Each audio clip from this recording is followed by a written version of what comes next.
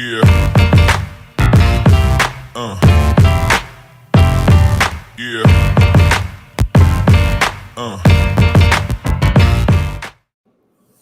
What's up, everyone, and welcome to another season, another episode of Cover Zero IDP, presented by Going for Two. I'm your host, Jerry Wilkie. Host again this year, Jordan Jaika. It's been a long summer, long off season, 50 million fantasy drafts, some IDP only leagues, some all quarterback leagues, whatever, guillotines, vampires. How's it going? How's your summer? How's everything going? Everything's great. I always have a weird conflict this time of year because I'm really excited for the season, but I always have this weird sigh of relief because so I was in 28 leagues this year. And after 28 drafts, drafting just isn't as fun anymore. So towards the end, I'm like, I am so ready for this to be over. I am so excited for the last draft and then to actually transition into the season because there's all this hype, there's all this talk, and I'm just ready for some action now. I don't want to hear about preseason. I don't want to hear about any of that nonsense. I'm ready for some game action. So it's a weird combination of just being a little exhausted after all of it, because you still live life, and then you have 28 fantasy drafts. So I'm excited. I'm ready to go. Did you feel like you were in, because I felt this way, but did you feel like you were in kind of like the same draft position every time it randomized and you were picking the same guys or kind of had like the same guys lining up to you and you just felt like you had to go somewhere else because you don't want to have the same team 20 times? I think I did a draft Wednesday night and then two on Tuesday, and I think those three drafts specifically, I took players that I didn't have. I legitimately didn't care about anything except just kind of switching it up and diversifying my portfolio a little bit, if you will. So, yeah, I didn't pick at the top of any draft. I was almost 7 through 10 every single draft, which I don't mind that draft pick, but I'm like, I don't know. I'd like a Justin Jefferson here and there. Yeah. Like, I mean, it just feels nice to have that security heading into the season. So, yeah, a lot of. I guess I like those picks in the later rounds. In the first round, I still think it's a little awkward, because you have the top few guys off the board. And now you're deciding, like, okay, am I building a team around Travis Kelce? Am I going to go with Bijan, Barkley? So there's so many different directions you can go in the first round. There's really not a right answer, but I feel like it sets up your team construction for the rest of the draft, especially if you take a guy like Kelce in that spot. So I don't mind it, but it kind of puts you to the test a little bit. Yeah, picking 7 to 10 every draft, and you kind of feel like your first pick is almost made for you because 6 to 8 guys are going off the board, and it's like, I want Bijan here, but he just went at 6, so now I guess the next guy up, Tyreek Hill or whatever. But this is the IDP show, specialized in IDP individual defensive positions. Last year, we had the three of us.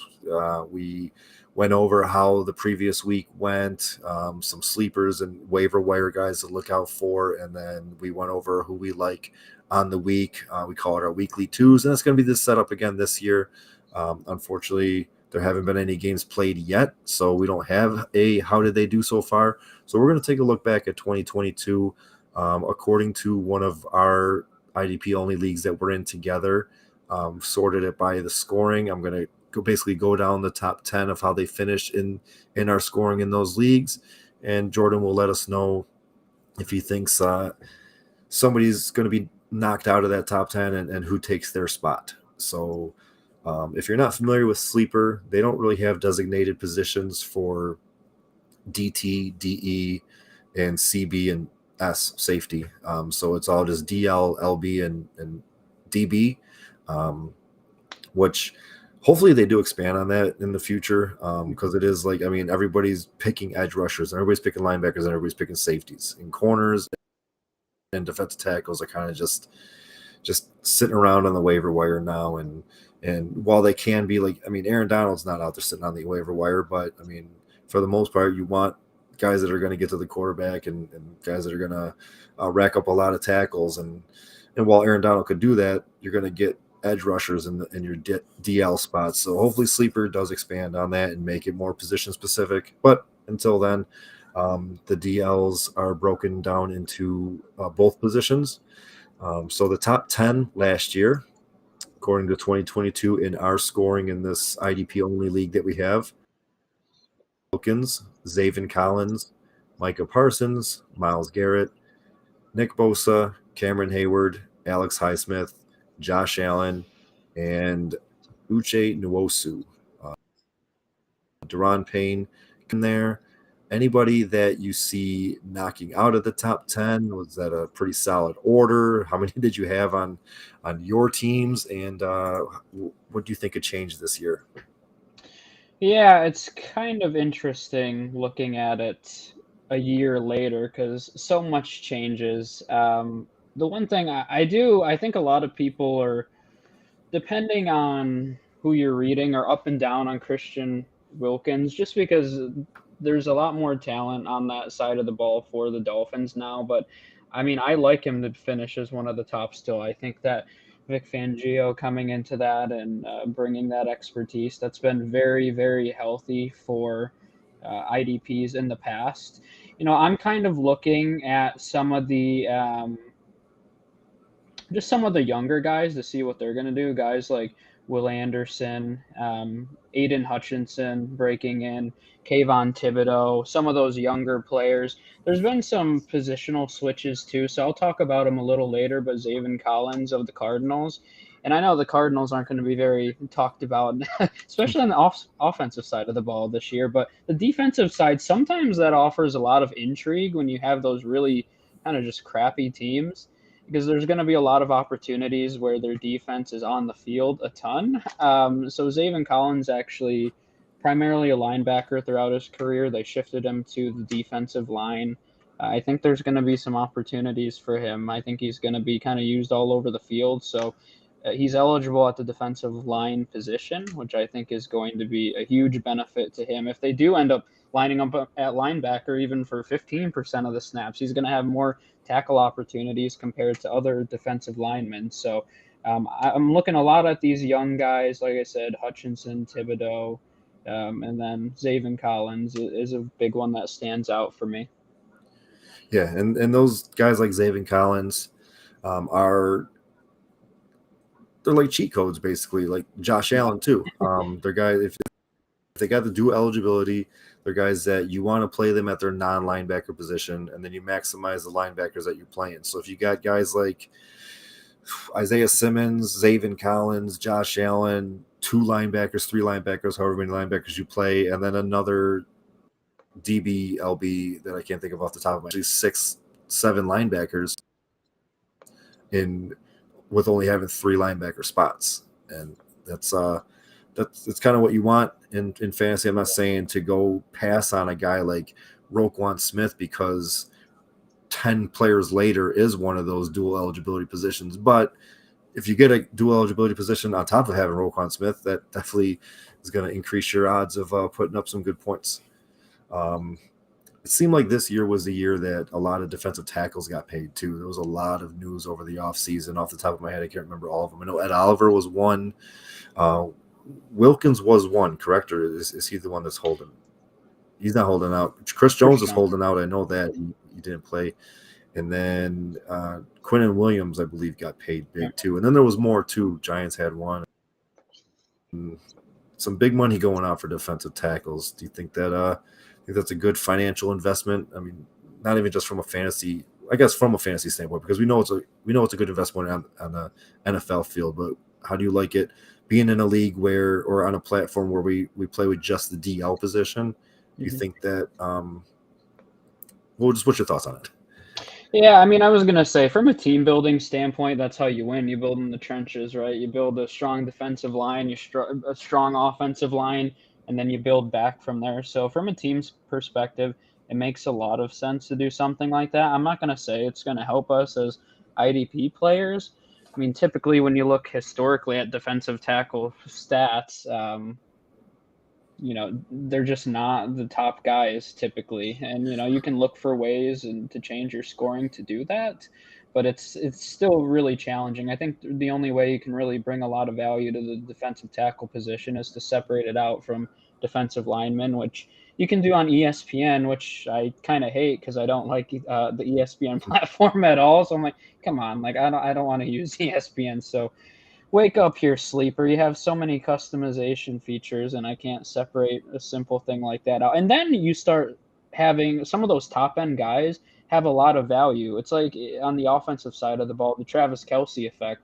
There's a huge advantage to having him because you know every week, no matter who you're playing, you're going to have at least one positional advantage. And it's the same thing with defensive tackle, and maybe not necessarily with like Aaron Donald anymore. He's creeping up a little bit in age, but a few years ago, if you had Aaron Donald as your D tackle number one, and that's the position he was eligible at, I mean, that's a huge advantage every week in a matchup. So until that happens, I think it's going to be hard for them to stand out and offer a ton of value, but TBD, it'll happen eventually.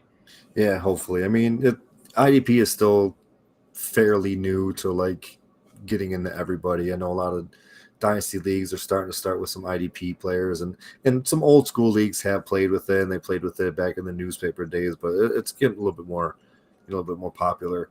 Moving over to the linebackers, a couple names that maybe we didn't expect on this list, and then a couple names that they're right where they belong. So 1 to 10, we got Foysad Alukin coming over to Jacksonville.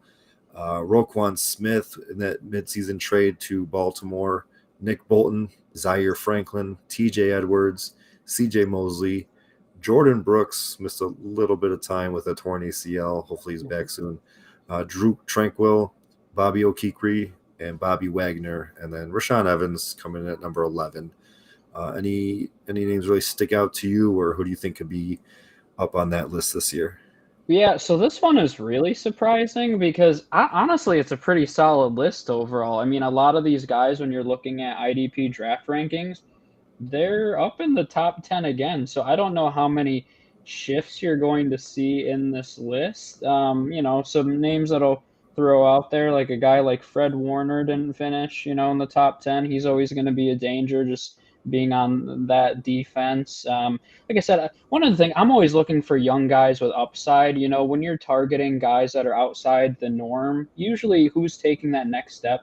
It's young guys with a lot of talent. That's why I said in the last group, a guy like Kayvon Thibodeaux. I mean, he is uber talented. He had a solid season when he ended up playing for the Giants later in the year. But, those are the kind of guys that I'm looking for. We're also looking for guys that have, they talk about on the offensive side of the ball, vacated targets. I was starting to say last year vacated tackles, so it's the same kind of Make it a concept. thing. So yeah, I mean it should be though, because I mean I'll talk about Ernest Jones a little bit later too with the Rams, not to be a homer or anything, but the Rams defense stinks right now. Somebody has to tackle an offensive player, and Ernest Jones is going to be in the middle of that defense, and he will be. I mean, I'll go as wild as say I wouldn't be surprised if he led the NFL in tackles because their defense is so bad. They're going to be on the field a lot, I think. So I think a guy like Ernest Jones could very quickly, even after week one, start to creep into top 10, top 5 discussions for this year. So I think he has a big opportunity. Jamin Davis in Washington, I've always thought that he has a lot of talent. He's going to get a lot more opportunities there. The Falcons defense, there's some interesting pieces in the middle. A guy that has a lot of talent that I think is going to get a lot more opportunity this year is Troy Anderson, younger guy. I think he was a rookie last year.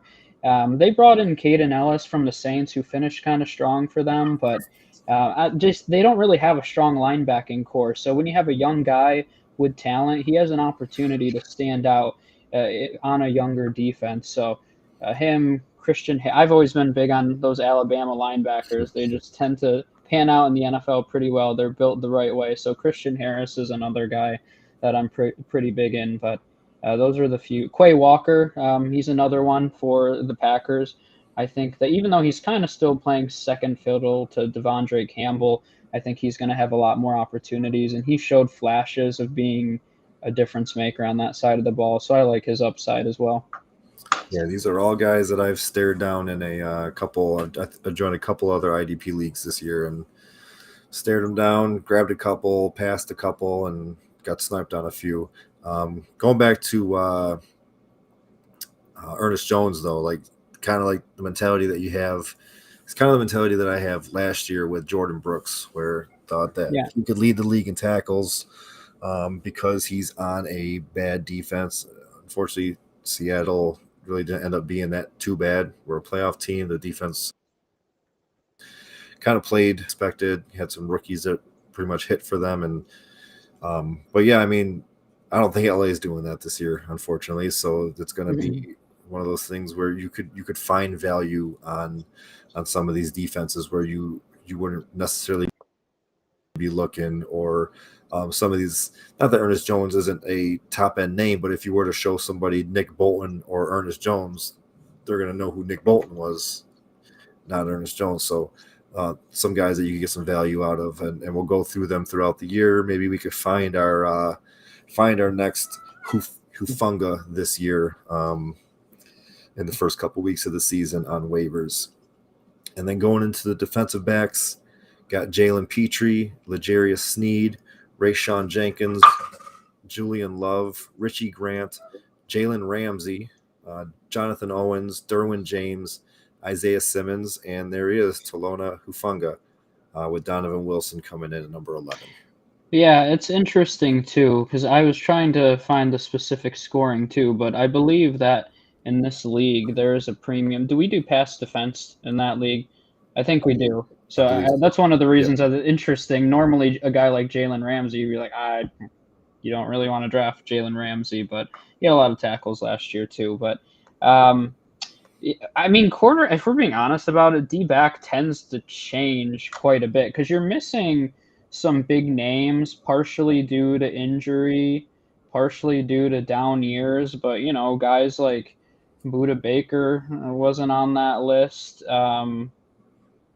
You have a guy, I guess a lot of guys, and he's getting a ton of hype this offseason. I've seen some people have him ranked as high as the number 2 safety, which we'll see. But Kyle Hamilton's a name to watch. Had a lot of talent coming out of Notre Dame.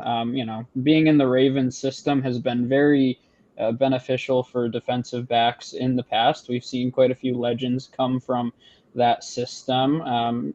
You know, they're going through a little bit of transition with their coordinators, and so we'll see what kind of impact that has on that side of the ball. But he's going to be a name to look out for. A guy that I was kind of obsessed with a little bit last year was Cameron Curl.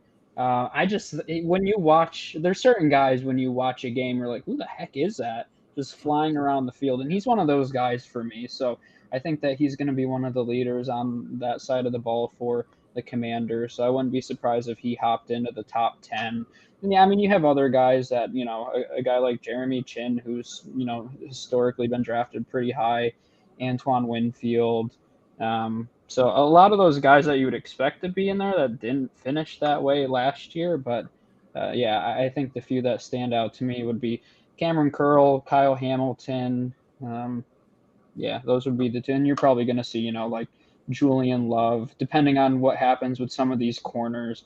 I don't think Jalen Ramsey is going to finish in the top 10. I'll be bold going out and saying that. One of the guys that I've always thought has a lot of talent and is kind of undervalued too is Javon Holland, who I think you're going to talk about later as well. So I wouldn't be surprised if he snuck into the top 2. Because you have to remember, I mean, the Vic Fangio effect is real. I mean, he's a legendary defensive coordinator, and just having him around that locker room and advising that staff is going to be pretty big. And I think you're going to see it as the season progresses on that defense.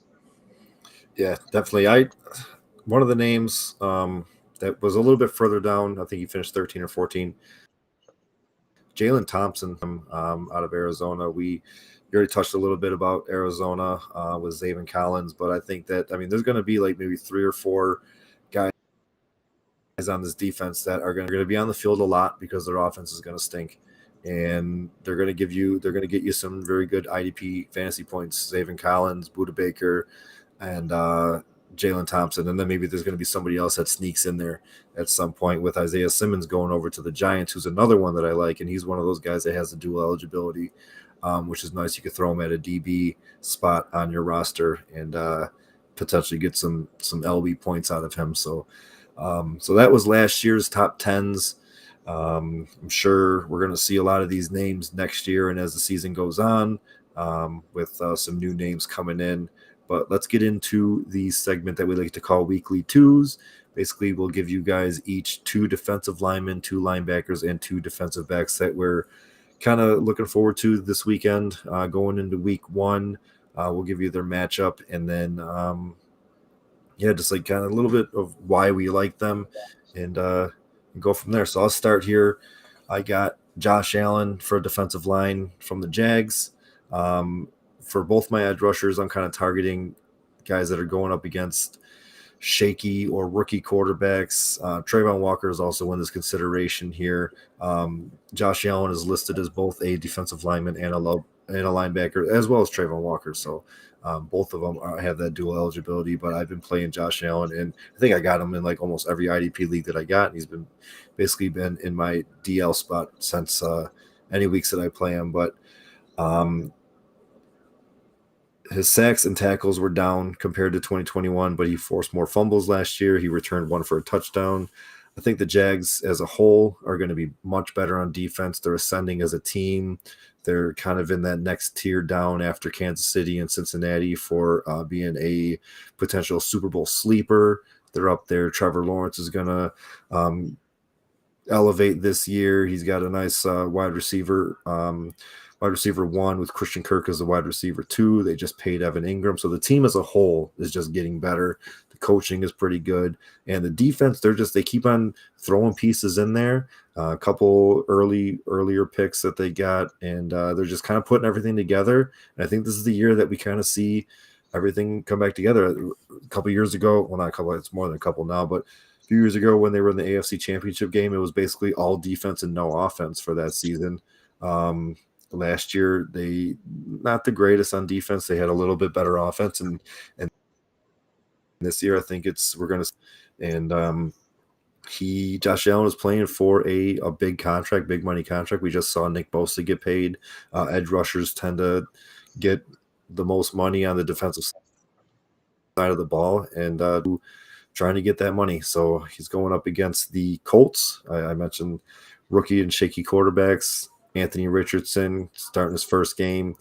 I think Anthony Richardson could have a fairly decent career as long as he can get his passing mechanics down. But you tend to see rushing quarterbacks, especially rookie and first-year rushing quarterbacks, take a little bit more sacks than pocket passers because they're trying to do more with the football. They're trying to get out of trouble, and they just happen to get tripped up behind the line because they're getting chased around by very athletic linebackers and defensive ends. So maybe Josh Allen gets in there for a couple sacks and a couple tackles for losses, and I'm looking forward to that in that divisional game this weekend. Yeah, I'll mention a little bit about the Jaguars defense later on, but I think people sometimes get stuck in just the thought process that certain franchises suck. And the reality is the Jaguars have a good defense, they're a good team, and they're a Super Bowl contender. And I'm sorry if that surprises anybody, but I think that's the reality we live in. And people, you got to catch up a little bit because they're actually building something pretty cool there in Jacksonville. And we're seeing it, same thing with a team like the Lions beating the Chiefs on opening night. Like, I mean, this is a spoiler alert. I know. How dare I? If you DVR'd it, do people even DVR things anymore to watch it? Yeah, so I think that's a good one. And your rookie quarterback point is pretty strong as well. So one thing you'll notice when I go through things like this, I like to talk about the thought process and strategy. So even if I'm wrong about something, you at least are, maybe throwing names at a wall. Yeah. And you're considering like ways that you can think through this for yourself too. You don't have to necessarily take these specific guys, but at least thinking through how you can strategize what guys to play. So that's something I like to talk about as I go through these. I tend to go with more deep sleepers, you'll notice as we move throughout the year as well. I think it's important to have a balance of guys that are, kind of in the middle ranges. And then I like to go super deep, especially if you're in a super IDP league. I remember several times. I don't think you were in this episode, Jerry, but I said Grover Stewart one week, and Hassan was going absolutely wild, and he ended up having like 10 tackles and 3 for a loss that week. I was like, but that's why you have to dive into it a little bit and look at the matchup and what's going on. So early in the season, it's a little more challenging. There are injuries, but as we move through the year, we can look more specifically at offensive line injuries and maybe target certain defensive line players because of that matchup. You saw it a lot with the Rams last year. They had a terrible offensive line. A lot of that was because of injuries, and we could kind of target certain players playing them because of that. So, what I'm looking for this early in the year is what schemes are going to change on the offensive end. Is there a team who historically runs the ball a little more? Did they have changes on the offensive line? What's happening and how can we pick a defensive player with a strong matchup that week. So I don't know if you knew this, Jerry, but did you know there's 16 new offensive coordinators in the NFL this year? That's No, a very I high didn't number. count them You up, name but all yeah. of them. But that's a crazy high number. So when I was looking at like, okay, like I'll talk about with linebackers later. I'm just looking for high volume rushing teams most of the time, honestly, if I'm trying to stream someone, because there's going to be a lot of tackle opportunities for linebackers. The more a team runs, it's just more tackle opportunities. That's how it works. So, it's tough when you have that many new coordinators. Scheme, you might see dramatic shifts in the beginning of the year.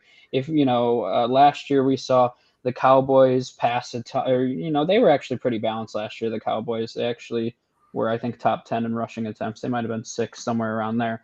But they have a new scheme. So do they come in and do they pass way more? Are they going to be more balanced, less? But so things like that are super interesting to kind of monitor throughout the beginning part of the season. There's 11 new defensive coordinators. I mean, that also has an impact to see how they're utilizing the pieces that they have. So we'll track some of that and see early on in the year how that goes. So my first defensive lineman is a guy I already mentioned, so I won't go too far into it. But basically, I'm looking at who has the weakest offensive line. That's going to offer opportunities for tackles for loss and sack, which are usually your big money getters here for defensive line, big points for you. So Zaven Collins is switching over to the defensive line.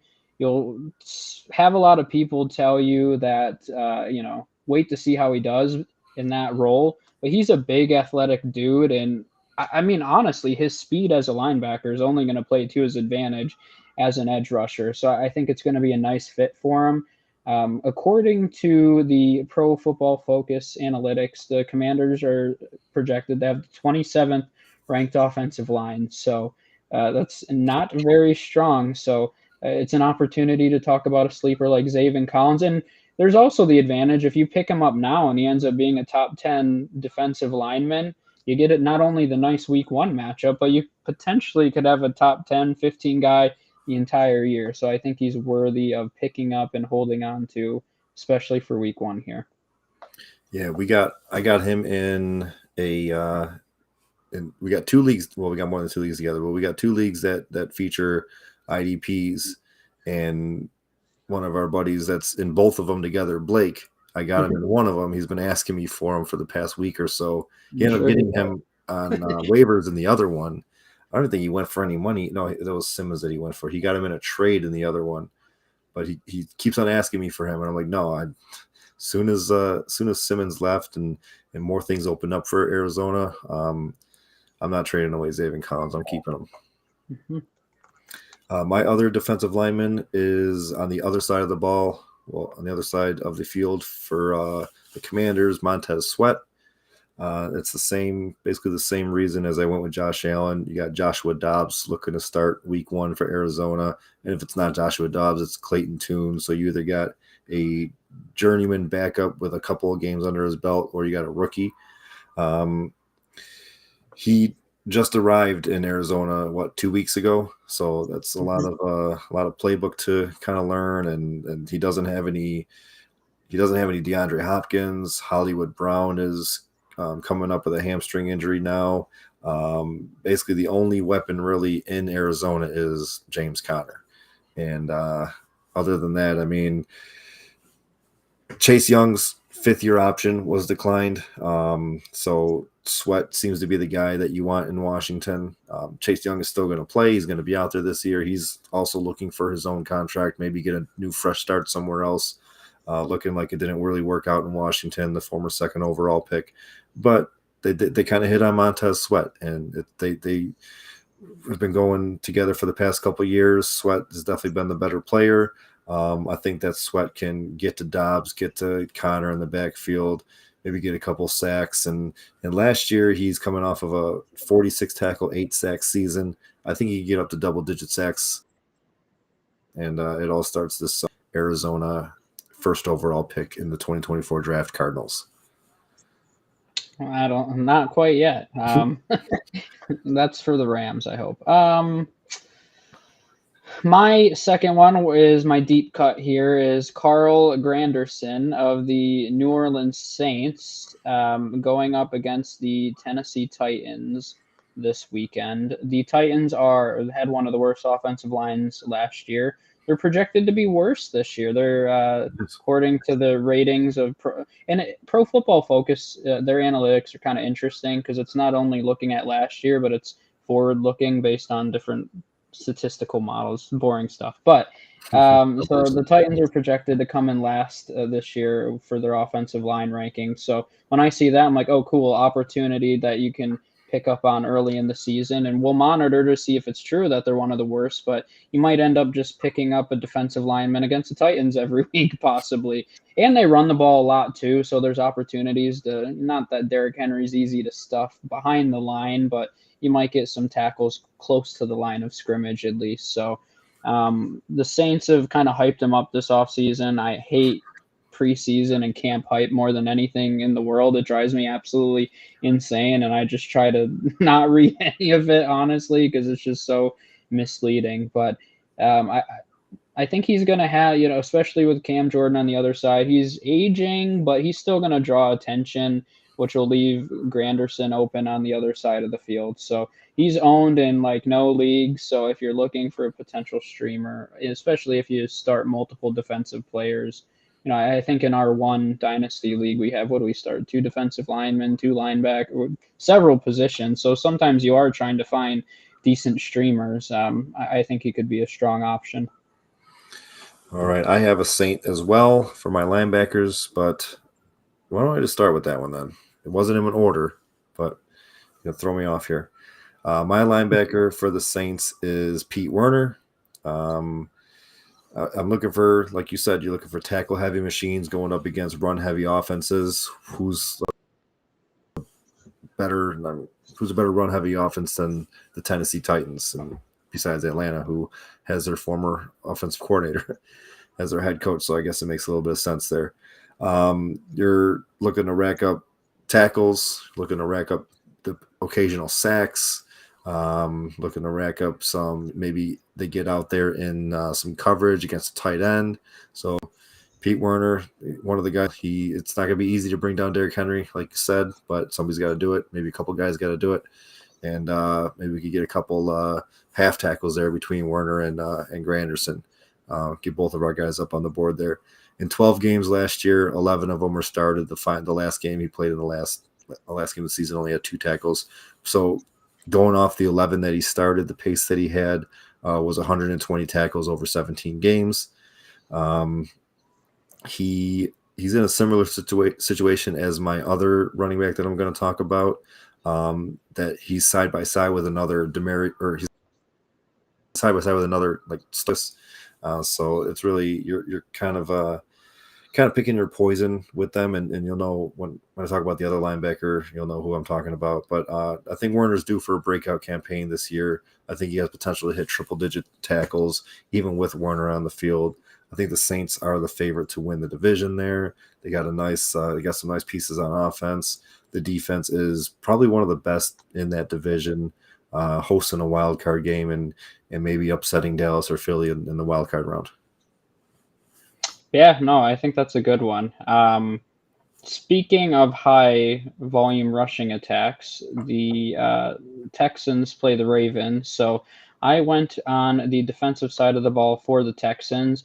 Another thing you could potentially look at is game script, right? If you think that the Ravens are going to dominate the Texans, theoretically, they should be running the ball a lot more. So that might be another opportunity or angle that you can explore when you're looking for a potential streamer. So I mentioned him, just his name very briefly, but it was Christian Harris. He's questionable right now, so you have to monitor that. But some of his linebacker mates. Denzel Perriman's also available, who could be a pretty good sleeper if you're looking for somebody on that linebacking core as well. So good opportunity against a high volume rushing attack.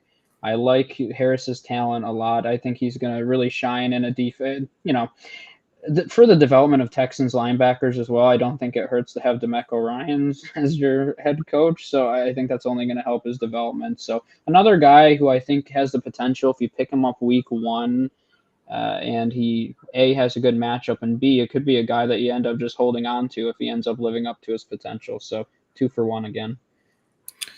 All right, and I am going on the other side of the field again as you, and I'm going with Patrick Queen of the Ravens. And what I was talking about with him being next to another linebacker, they made that sign and trade with the Bears last year, brought in Roquan Smith, signed that big extension. Queen does not have the 5th-year option. He's kind of playing on a prove-it deal, trying to get a big contract, kind of like what T.J. Edwards and Tremaine Edmonds got in this past offseason. So we're gonna see. I mean, Queen's gonna be out there. Him and Roquan are gonna be one of the best duos in the league. The Texans also like to run the ball. They brought in Devin Singletary. They got Dameon Pierce from rookie last year, who was sensational. They had the 2nd overall pick and the 3rd overall pick in this past draft, and they took C.J. Stroud. So you're going to have some rookie struggles there. You're going to try to make it as easy as you can on C.J. So they're going to be running the ball a little bit. Queen, I think, is going to be in on a lot of those tackles. He had 100-plus tackles in 2 of his 3 seasons in the league so far, including 117 last year. That was a career high. He has 3 career interceptions, 5 fumble recoveries, and 10 sacks in his career. So he can kind of go all over the field, be kind of a coverage guy. The Texans also brought in Dalton here, so maybe Queen drops into a little bit of coverage and gets some hands on Dalton Schultz, gets a pass deflection in there. So we'll see what happens on Sunday against the Texans. It's going to be, I think the Ravens defense overall is going to be pretty good. They're not the favorite to win the AFC North, but I personally like them to win the AFC North over Cincinnati and Cleveland. And it's going to be, I think we're going to talk about a lot of Ravens throughout the year this year. They did lose a couple defensive backs back there, but you already brought up Kyle Hamilton as far as a top 5 safety, top 5 defensive back. As far as fantasy goes, we got a couple linebackers that I just mentioned here. And just throughout the year, I think they're going to be on this list more than once. Yeah, no, I agree with that. I think the Ravens were when I drafted defense in fantasy leagues, I'm primarily just looking at the first week, and I drafted the Ravens in a lot of leagues this year just with the intention of using them week 1. But realistically, they're going to have a strong year all year. They have a good mix of youth and some experience coming together for them on that side of the ball. For my second one, originally I had Ernest Jones, but I was like, that's no fun because I already talked about him. So I have some other backups. I'll talk about 2 other guys. I'll give you a bonus one. So the first one, I'm a little surprised because he was a strong streamer, and there was a period of time where he was a top 10 option last year, and that's Frankie Louvu of the Panthers. There he is again. Yeah, I mean, he gets no love for some reason, but he was really, he had over 110 tackles last year.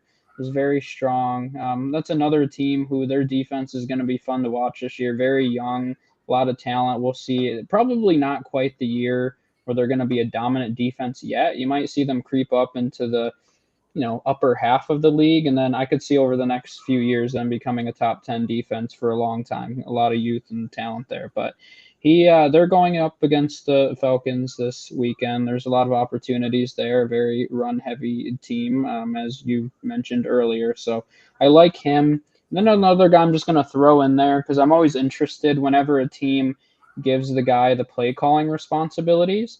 So for the Vegas Raiders, that is Robert Spillane, who is really an unknown. He was with the Steelers last year, kind of in a rotational role, had 70 tackles.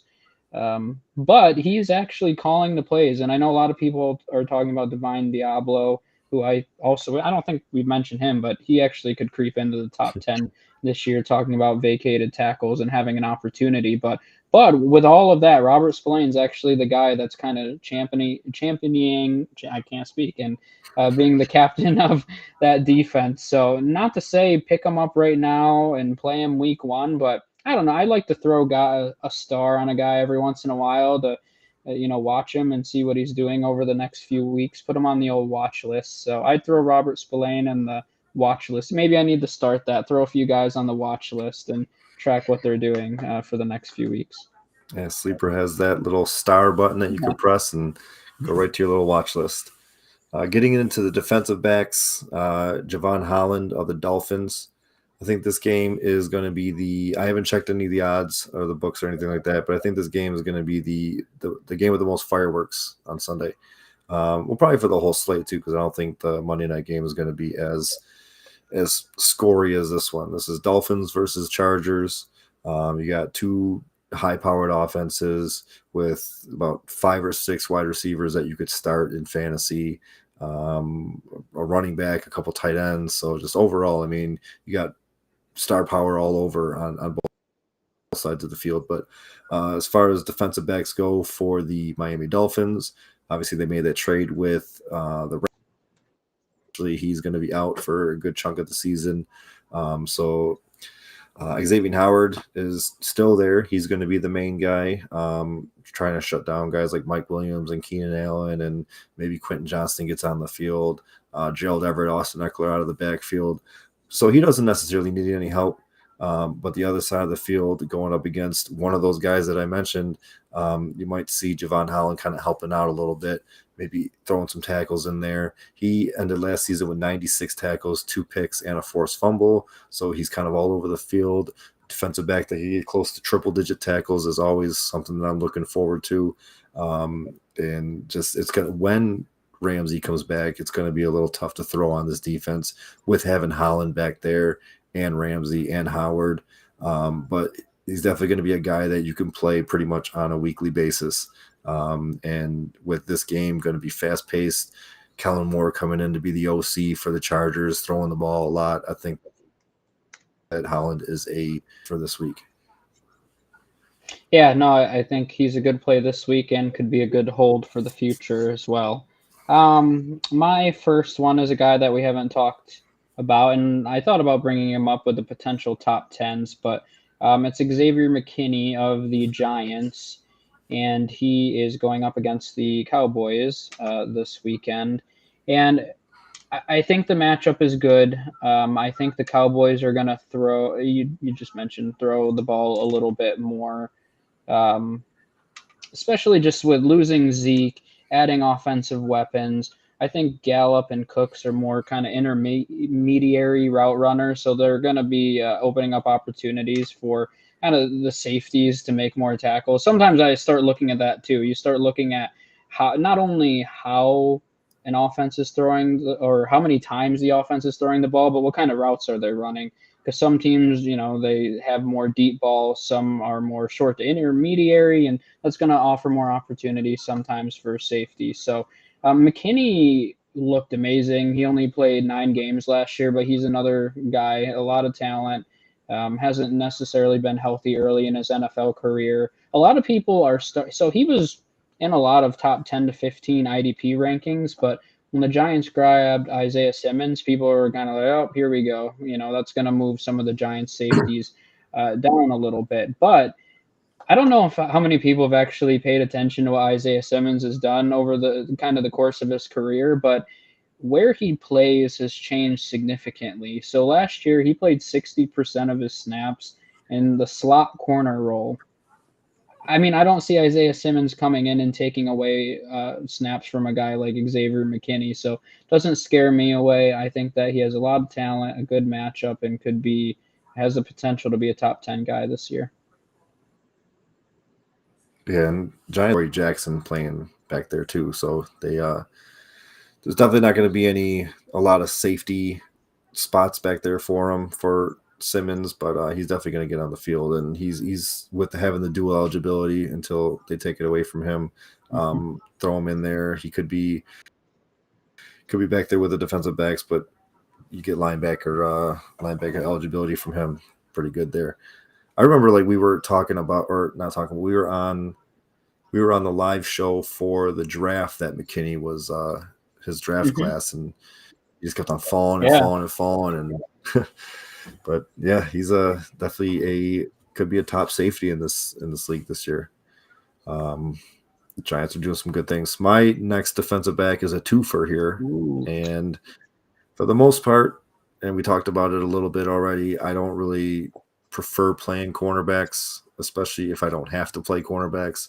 I was in a league on Sleeper where the commish kind of like made it a rule where you start 4 defensive backs, but you have to play 2 corners and you have to play 2 safeties. You can't tell me what to do. It was really hard. Like that was more of a commish's like he had to kind of be responsible and make sure that everybody was following the rules, or else like people were throwing in 4 safeties. But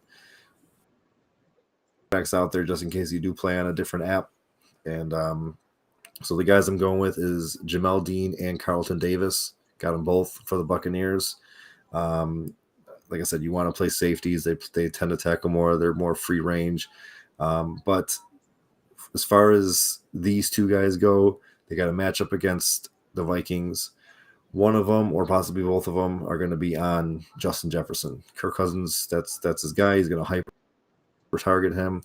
They're going to throw the ball a ton. They kind of like the Cowboys. They lost a really good running back in Dalvin Cook. And people think they're going to run the ball more, or it's going to be spread out a lot more with TJ Hockenson coming in, Jordan Addison in the first round. But even if Jordan Addison is who they expect him to be, I named 2 cornerbacks. So you're going to have one of them on Jordan Addison. You're going to have one of them on Justin Jefferson. And if Kirk Cousins is throwing 15 balls to Justin Jefferson, he catches 10 of them, that's 10 potential tackles that you're getting out of a corner, and that's 5 potential passes deflected that you're getting out of a corner. Now those numbers are a little higher than I'll take those every week. But you know that's how the math works out. So you know what I'm saying.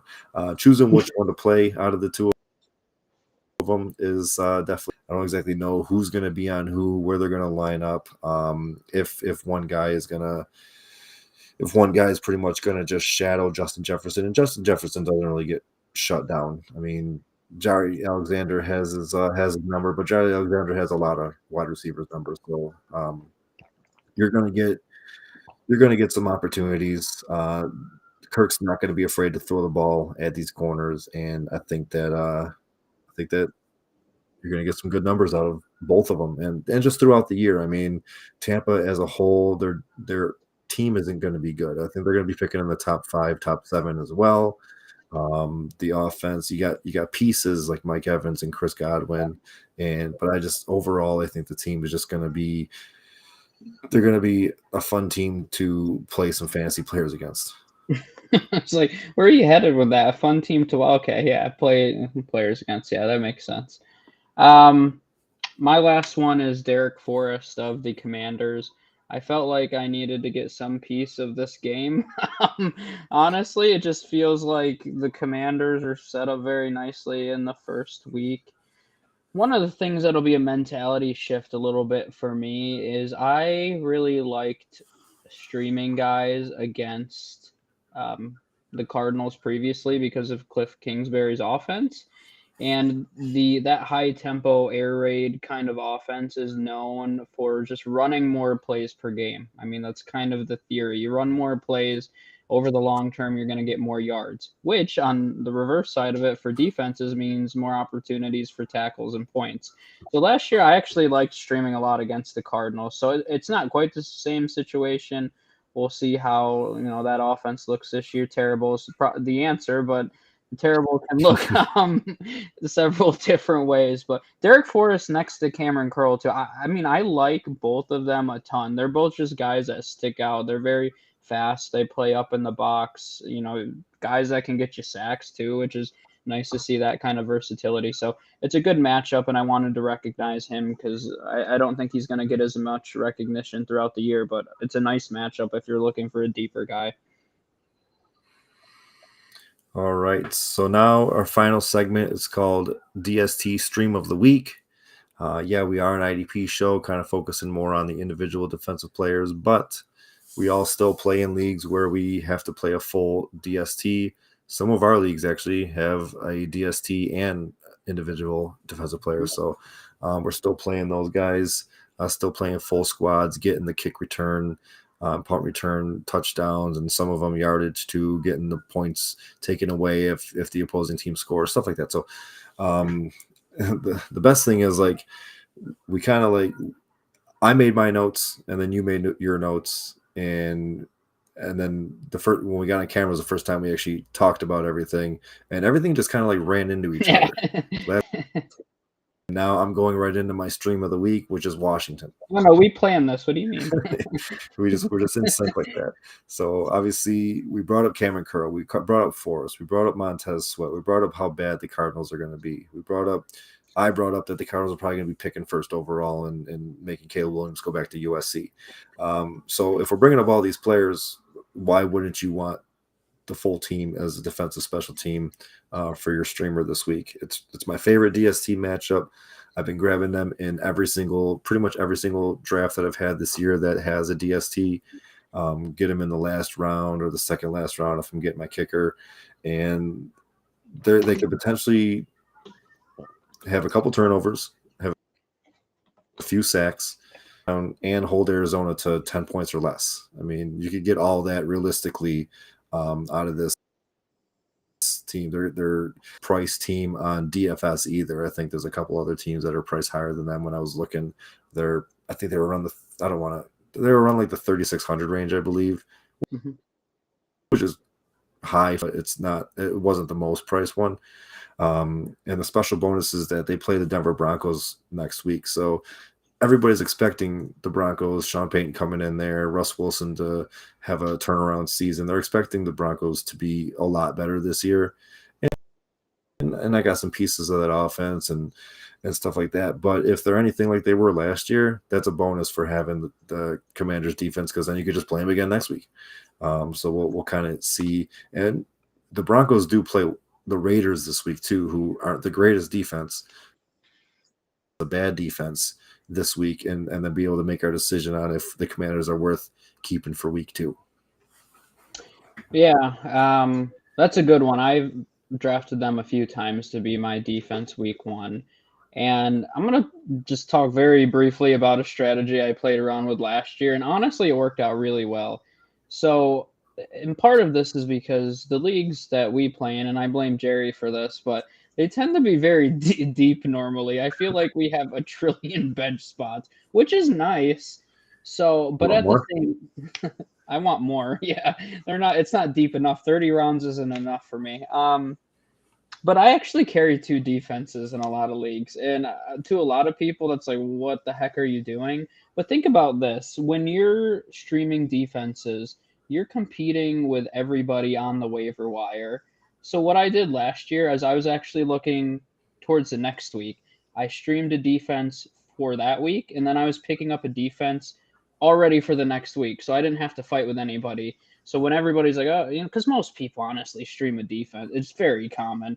So I try to look as far out as I can. And if I could pick up somebody who had 2 nice matchups in a row, bonus points. So that's just like such a small thing. But to me, that makes a huge difference because I'm almost guaranteed, and unless everybody listens to this all of a sudden, and everybody's doing that and they're fighting for defenses 3 weeks out now. But that'd be kind of fun, honestly, if people were thinking that strategically about it. But I've done it last year. I'm doing it in a lot of my deeper leagues this year. I will carry 2 defenses, and I will be ahead of everybody else in streaming each and every week. So I'm gonna not only talk, and I think I'm probably gonna do this all season with this. I'm not only gonna talk about this week, but I'm gonna talk about guys you can already, or defenses you can already pick up for next week, so you're ahead of the curve with everybody else in your league. So I do like the Commanders. I think they're a good one. My number one own defense right now is the Jaguars, and I alluded to it earlier in this show, but people need to wake up. The Jaguars defense is good, and I think when you talk to most people, I mean, they're talking about Trevor Lawrence and Calvin Ridley, and yeah, that's great. Their offense is going to be great. There's no doubt about that. But even last year, depending on your scoring, I've had leagues where the Jaguars were the 6th best defense last year in fantasy. If you're looking at just standard sleeper scoring, they were still 8th last year, and they're still not being drafted. That just doesn't add up for me. And Jerry, can you name the quarterbacks in that division? I mean, there's garbage. I mean, you're going to get amazing. Even if you just want to hold the Jags the entire year, you're guaranteed at least 4 slam dunk matchups. 2 rookies So, and a Tannehill. yeah, and yeah, I mean Tannehill too. I mean, we could say 6 matchups are going to be super, super strong, and I don't think people think about that enough. That a strong defense coming off a strong year in a crappy division, they should be one of the most owned defenses in my mind. So I own the Jaguars in so many leagues right now, and their ownership percentages are ridiculous. It's 22% on Sleeper, 34% on Yahoo. They play the Colts week 1. I hate Anthony Richardson. I'm in the anti-Anthony Richardson club. 28 leagues, and I do not own him once. And I will wear with pride. I'm not rooting against him, but I mean, I will wear with pride that I did. I didn't take him. I don't get it. I don't see it. We'll see.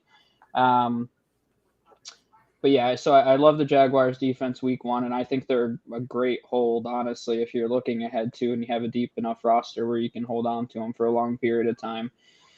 The Broncos I had down as well. They have Washington next week. So that's my looking forward defense. They're only 22% owned on Sleeper. This is crazy to me. They're 78% owned on Yahoo. That's a bizarre discrepancy. I have no idea where that comes from or if it's bad data, but according to Sleeper, they're only 22% owned. So they're a good one. So if they are not available, the New York Football Giants play the Cardinals next week. The Giants have a strong defense already. They're only 5% owned on Sleeper, 8% on Yahoo, so very widely available. You can get ahead of it now. And whoever's playing the Cardinals is going to be a hot waiver wire commodity. So the Giants are probably a really good one to pick up now. Or even you could play this game a little bit too. If you have a guy that's out or on IR that you could slide in and then pick the Giants up temporarily and then figure out maybe someone gets hurt and then you can just rotate them in and out and keep that defense roster. I love playing around with the IRs and guys that are out. If in a lot of the leagues I'm in now, you can put out players in the IR spots. I don't know if everybody's playing that way, but most of the leagues that I'm in have adopted that. Maybe not all of them, maybe 50%. But so anyway, that's just a random thought. But yeah, Giants for my forward-looking defense. All right. I think I'm going to go throw some claims in for the Giants after we finish this episode. We got a new challenge this year. We're not gonna neither of us are allowed to pick who's playing the Cardinals that week. I'm gonna start. My bench is going to only be defenses. I'm gonna have 8 weeks the next of years planned. All the order that they play the Cardinals, and then as they finish up playing the Cardinals, you just drop them. All right. So yeah, I think that's a lot of useful information. Get you ready for week 1.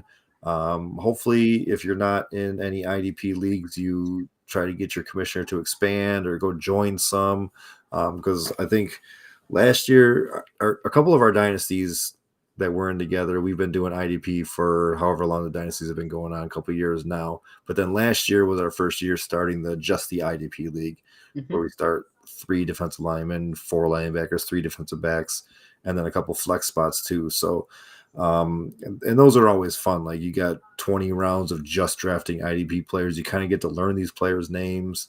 It gets you a little bit more excitement just watching the game. And like if you didn't have anybody in the Chiefs or the Lions game, you're just sitting there, just watching, maybe throwing a couple bets in on your phone, but you don't have any players at all, or you're not rooting for anybody specifically. You have an IDP league, and then maybe you're looking at an Aiden Hutchinson or seeing, you're just watching him all game long, or watching Nick Bolton all game long to see how they're doing. And so it's definitely a nice, fun experience. I said this last year. I'll say it again, probably say it a couple more times this year. You got 5 more positions on the field for defensive players than you do for offensive players. And I mean, and that's And that's kind of like lowballing it too, because for offense, you're not really looking at starting wide receiver fours and fives or fullbacks, and you're not I looking am. for the second tight end and for teams that run out two tight ends and two wide receivers. But for defensive players, you there's 11 players on the field that can accumulate stats. Some of them obviously not as much as others. A third linebacker or a 350-pound defensive tackle is not running around the field like that, but they're going to get more stats than a offensive lineman is going to be for you, and a fullback's going to be for you unless he scores a touchdown. So you got a lot more options on the defensive side of the ball to play with, and just give you more players to. I guess the biggest like complaint about IDP is I don't want to learn these players and I don't want to have to study all this and blah blah blah. But it just as you go along and as you play more, you just get comfortable with it and start learning these players. Now, like I said, we're in leagues where we are starting up to 12 IDP players at a time times 12 players. That's 144 IDP players that we're starting. We also have leagues where we're playing only 6 at a time, and you're not going to be starting these lower level bottom of the barrel guys. You could start the guys that you have heard of and that you see on the top 100 lists on NFL Network every year. So definitely something to let your commissioners know, or if you're interested in starting a league, start it up, and there's different scoring options out there. Google how to run an IDP league and get the correct scoring in there. And thing you got to say before we close out? No, I don't think so. I think that was a good start, and I'm looking forward to a full season of IDP football. Yeah, we're done. No more drafting this year. No more. It's all tinkering with our lineups and just watching games now. It's football season's here. So until next week, this has been the Cover Zero IDP podcast. We will see you guys.